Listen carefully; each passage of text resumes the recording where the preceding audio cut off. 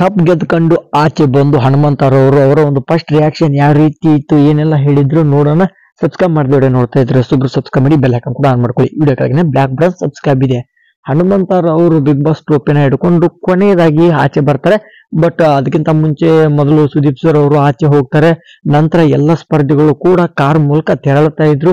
ಮಂಜೂರ್ ಅವರು ಬರ್ತಾರೆ, ಪ್ರತಿಯೊಬ್ಬ ಕಂಟೆಸ್ಟೆಂಟ್ ಗಳು ಕೂಡ ಆಚೆ ಬರ್ತಾನೆ ಇರ್ತಾರೆ. ರಜತ್ ಅವರು ಹೋಗ್ತಾರೆ, ಮತ್ತೆ ತ್ರಿವಿಕ್ರಮ್ ಅವರು ಫ್ಯಾನ್ಸ್ ಗಳಿಗೆ ವಿಡಿಯೋ ಕ್ಲಿಪ್ ಗಳನ್ನ ನೀಡಿ, ಫೋಟೋಗಳನ್ನ ನೀಡಿ ತುಂಬಾನೇ ಒಂದು ಕಾರ್ ಮೇಲೆ ದಾಟಿ ಹೋಗ್ತಾರೆ.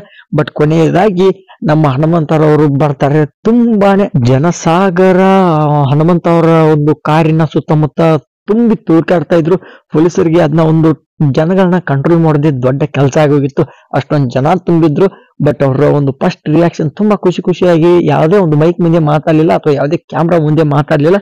ಹಾಗೆ ಡೈರೆಕ್ಟ್ ಕಾರಲ್ಲಿ ಹತ್ಕೊಂಡು ಹೋದ್ರು. ಬಟ್ ನಾಳೆ ಅಂಕರು ಸಖತ್ತಾಗಿ ಇಂಟರ್ವ್ಯೂಗಳನ್ನ ಕೊಡ್ತಾರೆ, ಅವರ ಒಂದು ಫಸ್ಟ್ ರಿಯಾಕ್ಷನ್ ಗಳನ್ನ ಕೊಡ್ತಾರೆ.